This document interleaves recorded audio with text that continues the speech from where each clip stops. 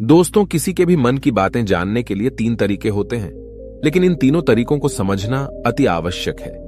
यदि आप इन तीनों तरीकों को समझ लेते हैं, तो आप किसी के भी मन की बातें बड़ी ही आसानी से जान सकते हैं, समझ सकते हैं। तो चलिए इसे एक बुद्ध कहानी के माध्यम से समझते हैं कि किस तरह से आप दूसरों की मन की बातें जान सकते हैं, समझ सकते हैं। बहुत समय पहले की बात है, एक छोटा सा गांव था। उस गांव में 2 भाई रहा करते थे। बड़ा भाई अंधा था, जिस कारण वो हमेशा घर पर ही बैठा रहता था, और छोटा भाई खेती किया करता था, लेकिन खेतों में अधिक जानवर आने से पूरी फसलें नष्ट हो जाती थीं, जिस कारण छोटा भाई बहुत परेशान हो चुका था। तभी उसे एक तरकीब सूझी। एक दिन उसने सोचा, खेतों में से इन जानवर को भगाने के लिए क्यों ना मैं अपने बड़े भाई की मदद लूं। वैसे भी बड़े भैया अंधे हैं, अगर वह खेत में बैठे रहेंगे और जानवरों की आहट आने पर वो उन्हें जोर से चिल्लाकर भगा सकते हैं, जिससे हमारी फसलें बच सकती हैं। इसलिए उन्हें मैं खेत में बिठा देता हूं। ये सब सोच विचार करने के बाद उसने अपने खेत में ही एक छोटी सी झोपड़ी तैयार की और अपने अंधे भाई को उस खेत में बिठा दिया और उनसे कहा, भैया, यदि कोई जानवर की आहट आपको सुनाई दे तो आप जोर जोर से चिल्लाना। ये सुनकर वो जानवर यहां से भाग जाएंगे और हमारी फसलें नष्ट होने से बच जाएगी। बड़ा भाई अपने छोटे भाई की बात मान लेता है और वो उस दिन से खेत में ही रहना शुरू कर देता है।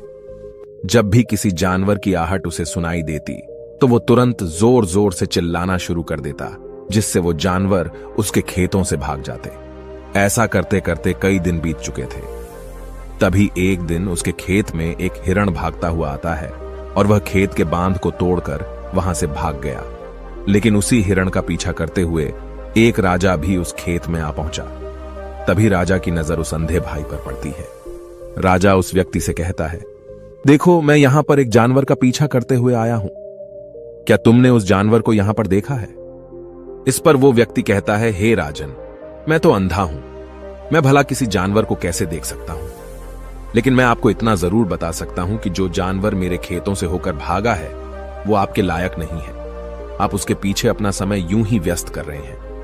राजा उस अंधे व्यक्ति की बात सुनकर बड़ा अचरज में पड़ गया। वो ये सोचने लगा कि आखिर ये तो अंधा है, फिर इसे कैसे पता कि जिस हिरन को मैं तलाश रहा हूं वह हिरन मेरे लायक है ही नहीं। ये अंधा व्यक्ति मुझे कैसे बता सकता है? तभी राजा उस अंधे व्यक्ति से कहता है, कहीं तुम मुझसे झूठ तो नहीं कह रहे? एक तरफ तुम ये कहते हो कि तुम अंधे हो और दूसरी तरफ तुम ये भी कह रहे हो कि जो जानवर यहां से भागा है वो मेरे लायक नहीं है।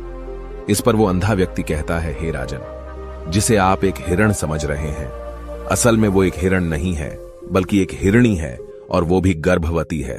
और जहां तक मुझे ज्ञान है, मैंने कभी किसी राजा को किसी गर्भवती हिरणी का शिकार करते हुए नहीं सुना है। और इसी कारण मैं आपसे ये कह रहा हूं कि वो हिरणी आपके लायक नहीं है। आप उसके पीछे अपना समय व्यर्थ ना करें। यह सुनकर राजा और भी अचरज में पड़ गया। वो ये सोचने लगा कि आखिर ये अंधा आदमी ये कैसे जान सकता है कि वो हिरणी है और गर्भवती है। राजा कुछ देर सोच विचार करने के बाद अपने सेनापति से कहता है, सेनापति जी, मुझे वो जानवर जिंदा चाहिए, क्योंकि मुझे यह पता करना है क्या वह हिरणी है और क्या वह गर्भवती है। क्योंकि यह अंधा आदमी बहुत विश्वास के साथ कह रहा है और मुझे इस बात की पुष्टि करनी है। यदि वह हिरणी हुई और गर्भवती हुई तो वह हमारे शिकार के लायक नहीं है, क्योंकि हम तो एक हिरण का पीछा कर रहे थे। इसलिए जाओ और पता करो कि क्या वो हिरणी है। सेनापति राजा से आज्ञा लेकर आगे की ओर बढ़ चलता है और कुछ देर बाद जब वह वापस लौट कर आता है तो वह राजा को कहता है, हे राजन, इस अंधे आदमी ने जो भी बातें कही हैं वो बिल्कुल सही हैं। वो एक हिरणी ही है और वह गर्भवती भी है। यह सुनकर राजा आश्चर्यचकित रह गया। उसे समझ नहीं आ रहा था कि आखिर अंधा आदमी कैसे पता कर सकता है कि वह जानवर एक हिरणी है, और तो और वह गर्भवती है। भला एक अंधा आदमी यह कैसे देख सकता है? यह कैसे जान सकता है? आखिर इसे यह कैसे पता चला? ऐसे कई सारे प्रश्न अब राजा के मन में उमड़ने लगे। अब राजा ने यह ठान लिया था कि मुझे इस बात की तह तक पहुंचना ही है कि आखिर यह अंधा आदमी कैसे जानता है कि वह जानवर एक हिरणी है। यह सोचकर राजा उस अंधे आदमी के पास जाता है और उस अंधे आदमी से कहता है, देखो, मैं ये तो नहीं जानता कि तुम सचमुच अंधे हो या नहीं, लेकिन मैं तुमसे एक बात जानने आया हूं। क्या तुम मेरे प्रश्न का सही सही जवाब दोगे? इस पर अंधा व्यक्ति कहता है, हे राजन, आप जो कुछ पूछना चाहते हैं मुझसे पूछ सकते हैं, मैं आपको बिल्कुल सच सच जवाब दूंगा। इस पर राजा कहता है, देखो, एक तो तुम कहते हो कि तुम अंधे हो और दूसरी तरफ तुमने यह बता दिया कि जिस जानवर का पीछा मैं कर रहा हूं वह एक हिरणी है, और तो और वह गर्भवती भी है। आखिर तुम्हें यह कैसे पता चला? तुम्हारे खेत में और भी तो जानवर आते होंगे, और भी तो जानवर यहां से गुजरते होंगे, फिर तुमने यह कैसे अंदाजा लगाया? तभी वह अंधा व्यक्ति राजा से कहता है, हे राजन, आप जिस हिरणी का पीछा कर रहे थे वही हिरणी जब मेरे खेत में आई, उसकी रफ्तार और उसके भागने की आहट से मुझे यह एहसास हो चुका था कि यह एक हिरणी है, और मेरे खेत की जो बांध है वह बहुत छोटी है, उसकी ऊंचाई ज्यादा नहीं है। यदि कोई हिरण होता तो उस बांध को बड़ी आसानी से लांघ जाता, लेकिन वह हिरणी इस बांध को तोड़कर भागी है, और यदि वह इस बांध को छलांग लगाकर पार करने का प्रयास करती तो इससे उसके बच्चे को खतरा होता, और इसी बात से मैंने यह पता लगा लिया कि वह गर्भवती है।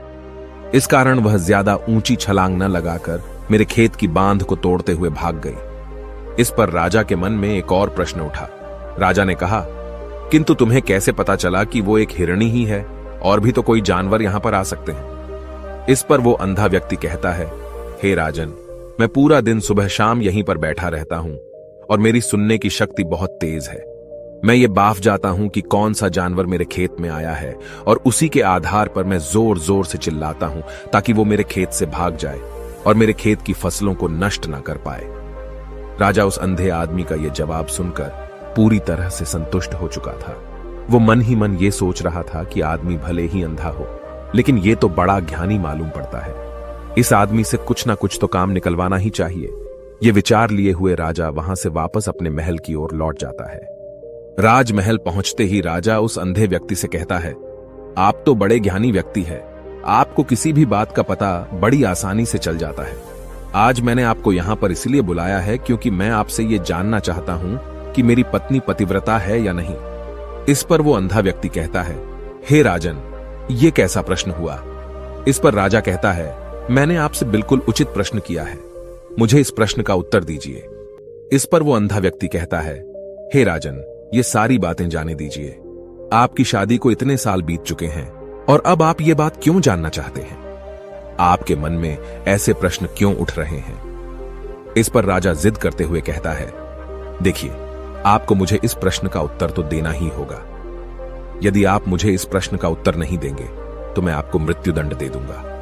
राजा के मुख से यह बात सुनकर वो अंधा व्यक्ति कहता है, हे राजन, यदि आप इस प्रश्न का उत्तर चाहते हैं तो उसके लिए आपको मेरा एक काम करना होगा। राजा कहता है, बोलो, मुझे क्या काम करना होगा?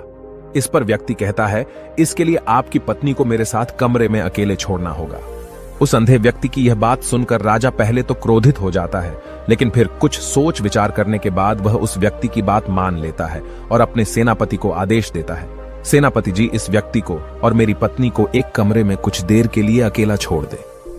सेनापति बिल्कुल वैसा ही करता है। अब राजा की पत्नी और अंधा आदमी एक कमरे में बंद हो चुके होते हैं। तभी वो अंधा आदमी राजा की पत्नी से कहता है, मुझे आपको छूना है। इस बात पर रानी अत्यधिक क्रोधित हो जाती है और उस अंधे आदमी को वो पकड़ पकड़ कर पीटने लगती है, कभी हाथों से तो कभी लातों से तो कभी पटक पटक कर। इस तरह से उन्होंने उस अंधे आदमी की खूब पिटाई की।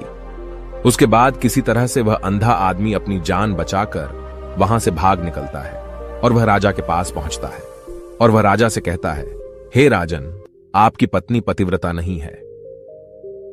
यह बात सुनकर राजा अत्यधिक क्रोधित हो उठता है और राजा अपनी तलवार निकालकर सीधा अपनी पत्नी की ओर जाता है और क्रोधित होकर वह अपनी रानी से कहता है, रानी जी, आज मैं जो भी सवाल आपसे करने वाला हूं उसका मुझे सच सच जवाब दीजिएगा, और यदि आपने एक शब्द भी झूठ कहा तो मैं आपका अभी के अभी सर धड़ से अलग कर दूंगा। तभी आगे वह राजा कहता है, मुझे बताइए, क्या आप पतिव्रता हैं या नहीं?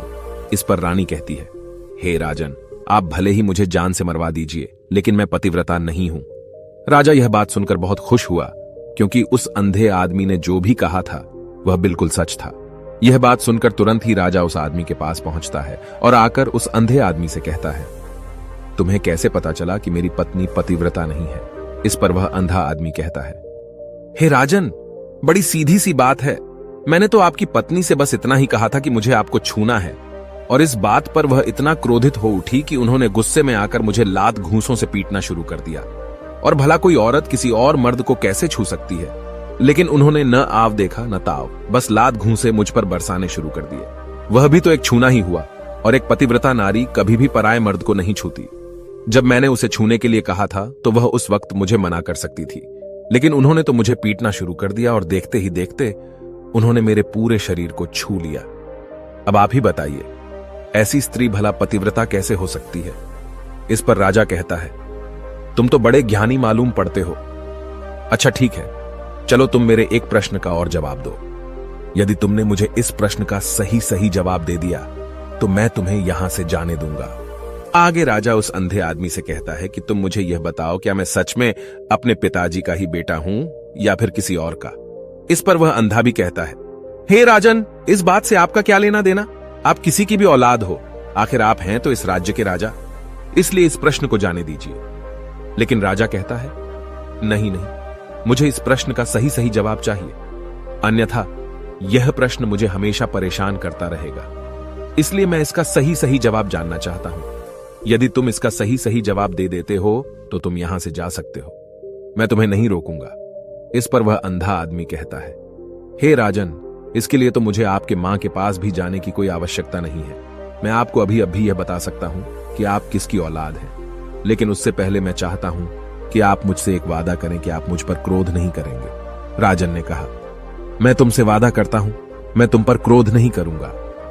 इसके बाद वह अंधा आदमी राजा से कहता है, हे राजन, आप है तो अपने ही पिता के पुत्र, लेकिन आप पर एक कंजूस सेठ की छाया पड़ी हुई है। यह सुन राजा बहुत क्रोधित हो उठा और वह तुरंत तलवार निकालकर अपनी मां के पास जा पहुंचा। वह वहां पर पहुंचने के बाद अपनी मां से कहता है, मां, मुझे सच सच बताइए, क्या मैं अपने ही पिता का पुत्र हूं या नहीं? यदि आपने मुझे सही सही नहीं बताया तो वह यहीं पर अपने प्राण त्याग दूंगा। मुझे बताओ क्या सच है?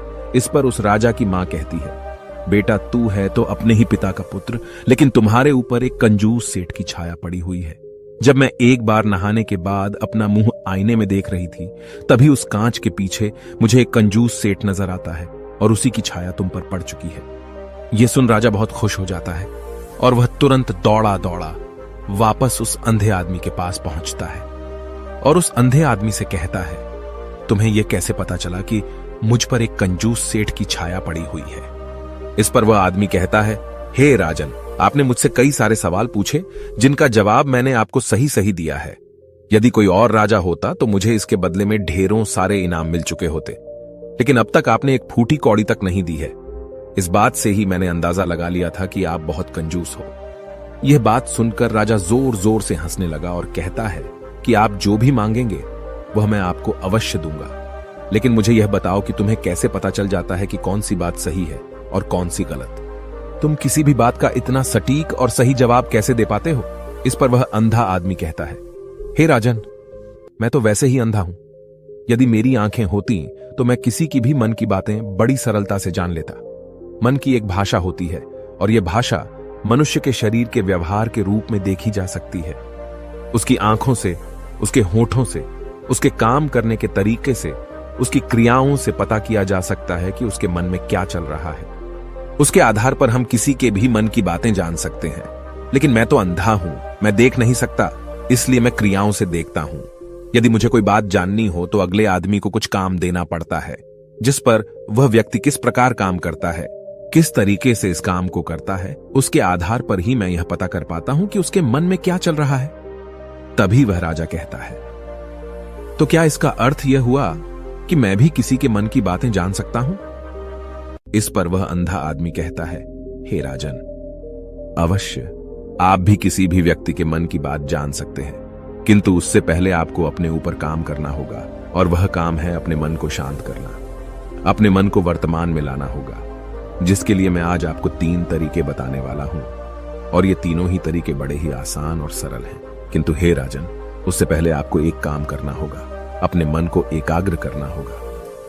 जब हम अपने मन को एकाग्र करते हैं, अपने मन को वर्तमान में लाते हैं, तो हम दूसरे के मन की बात जान सकते हैं, क्योंकि वह आदमी अभी भी अपने मन में वर्तमान में ही सोच रहा है, और हमें भी मन को वर्तमान में ही लाना होगा, तभी हम उसके मन की बातें जान सकते हैं। यदि हम अतीत में हुई घटनाओं के बारे में सोच रहे हैं तो वह जो अगला आदमी वर्तमान में सोच रहा है, वर्तमान में अपने मन में बात कर रहा है, वह हम कैसे जान पाएंगे? क्योंकि हम तो अतीत की घटनाओं में डूबे हुए हैं। इसलिए किसी के भी मन की बात जानने के लिए सबसे पहले हमें हमारे मन को एकाग्र करना होगा, उसे वर्तमान में लाना होगा। आगे वह व्यक्ति राजा से कहता है, हे राजन, जो 3 तरीके मैं आपको बताने वाला हूं, इन 3 तरीकों से बड़ी आसानी से किसी के भी मन की बातें जान सकते हैं। उसके बाद वह अंधा आदमी राजा से कहता है, हे राजन, जो सबसे पहला तरीका है वह है आंखों पर ध्यान देना। किसी व्यक्ति से बात करते वक्त उसकी आंखों में देखना, उसकी आंखों पर ध्यान देना जो सबसे ज्यादा जरूरी है, क्योंकि आंखें बोलती नहीं पर बहुत कुछ कह जाती हैं। यदि हम किसी व्यक्ति की आंखों के इशारों को समझना सीख जाएं, हम यह जान पाएंगे कि व्यक्ति के दिमाग में क्या चल रहा है, वह क्या सोच रहा है और अभी वह क्या करने वाला है। मेरे पास आंखें नहीं हैं, लेकिन मैंने अपने गुरु से यह विद्या सीखी है, क्योंकि बहुत सालों पहले मेरे पास आंखें थीं और मैं उस वक्त लोगों के मन की बातें केवल उनकी आंखों से ही जान लेता था। इसलिए यदि आप भी दूसरों की मन की बातें जानना चाहते हैं तो आपको भी उनकी आंखों पर गौर करना चाहिए, जैसे कि उनका आकार कैसा है, वह कब, कहां और किधर देख रहे हैं। यदि उसकी आंखें यहां वहां घूम रही हैं, जब आप उससे बातें कर रहे हैं तो वहां वह इधर उधर मोड़ रहा है, कभी ऊपर तो कभी नीचे या कभी आसपास, या फिर उसकी आंखें खुश नजर आ रही हैं या फिर आंखें निराश नजर आ रही हैं, जैसे कि चोर होता है। उसकी आंखों में जब हम देखते हैं तो हमें यह पता चलता है कि अगले आदमी ने कोई गलती की है। ठीक उसी प्रकार जब हम किसी चालाक व्यक्ति की आंखों में देखते हैं तो आपको पता चलेगा कि उसकी आंखों में एक भाषा होती है। एक बहुत ही सीधा और आसान तरीका होता है। यदि आपको यह पता लगाना है कि सामने वाला व्यक्ति आपसे झूठ कह रहा है या फिर सही, तो आपको उसकी आंखों पर ध्यान देना अति आवश्यक है। यदि आपसे बात करते वक्त वह व्यक्ति अपनी आंखें यहां वहां घुमा रहा है, ऊपर नीचे, इधर उधर, दाएं बाएं, हर जगह देख रहा है, तो इसका अर्थ यह हुआ कि वह उस बात से निकलने का कोई रास्ता ढूंढ रहा है, वह कोई झूठ बना रहा है। यदि सामने वाला व्यक्ति आपसे कुछ झूठ कहने का प्रयास कर रहा है तो वह आपसे नजर नहीं मिलाएगा। वह यहां वहां देखेगा, ऊपर नीचे देखेगा, लेकिन वह आपकी आंखों में आंखें डालकर कभी नहीं देख पाएगा, क्योंकि उसे डर है कि यदि उसने आपकी आंखों में आंखें डालकर देखी तो उसका झूठ पकड़ा जाएगा और लोगों को सच्चाई का पता चल जाएगा। और इसी प्रकार कुछ और भी भाषाएं होती हैं। जब आप किसी की आंखों में आंखें डालकर यह देखना शुरू कर देंगे कि उसके हाव भाव क्या है, ठीक उसी प्रकार चेहरे के हाव भाव होते हैं, जिससे हम मन की बातें बड़ी आसानी से समझ सकते हैं और इन्हें भी समझना बहुत जरूरी है। कभी कभी कोई व्यक्ति अपने चेहरे से जैसे आंख, होंठ और बहुत से कुछ अलग अलग व्यवहार करता है। यदि आप किसी व्यक्ति के चेहरे में गौर करेंगे तो आप आसानी से समझ पाएंगे कि वह व्यक्ति निराश है, जब व्यक्ति बहुत उदास है, या फिर वह बहुत खुश है, या फिर उसे कोई बहुत बड़ा दुख है। वह अपने अंदर क्या महसूस कर रहा है, ये सारी बातें हम उसके चेहरे के हाव भाव से पता कर सकते हैं। फिर चाहे इंसान जुबान से कुछ बोले या ना बोले, लेकिन आप उसके चेहरे से सब कुछ पता कर सकते हैं। आगे व्यक्ति राजा से तीसरा तरीका बताते हुए कहता है, हे राजन, इसी प्रकार तीसरी भाषा भी है, अर्थात तीसरा तरीका भी है, और वह है हाथों के इशारे और शरीर का व्यवहार। मन की बात समझने के लिए हमें हाथ के इशारे और शरीर के व्यवहार को समझना बहुत आवश्यक है। कोई व्यक्ति जब बात करता है तो आपने देखा होगा कि वो अपने हाथों को हिलाता रहता है, अपने हाथों से इशारा करता रहता है। बातों के साथ साथ अपना शरीर का जो व्यवहार है, अर्थात बॉडी लैंग्वेज, उसका भी पूरा उपयोग करता है, जिससे हमें यह पता चल पाता है कि वह व्यक्ति हमारी बातों पर कितना ध्यान दे रहा है और उसके मन में क्या चल रहा है। शरीर के व्यवहार को देखने के लिए उसके हाथ मटकाने, शरीर मटकाने और चेहरे पर बार बार हाथ लाने, हाथों का एक दूसरे से मसलना, ऐसी बहुत सी क्रियाएं होती हैं, उस पर हमें ध्यान देना अति आवश्यक है। मन की बात को समझने के लिए हमें शरीर के व्यवहार को भी समझना पड़ता है। यदि हम इन 3 तरीकों को सही तरीके से ध्यान देकर इन 3 तरीकों को अच्छे से समझ लेते हैं तो हम बहुत जल्दी किसी भी व्यक्ति के मन की बातें बड़ी सरलता और सहजता से जान सकते हैं। इसलिए यदि आपको किसी के मन की बातें जानी है तो आपको उसकी आंखों पर, उसके चेहरे पर, उसके शरीर के हाव भाव को और उसके हाथों को ध्यानपूर्वक देखना और समझना होगा, जिससे आप यह समझ पाएंगे कि आखिरकार उसके मन में क्या चल रहा है और वह क्या सोच रहा है। लेकिन उनसे पहले आपको अपने मन को एकाग्र करना होगा, शांत करना होगा और अपने मन को वर्तमान में लाना होगा। तभी आप उस व्यक्ति की इन सभी क्रियाओं पर ध्यान दे पाएंगे, उन्हें समझ पाएंगे।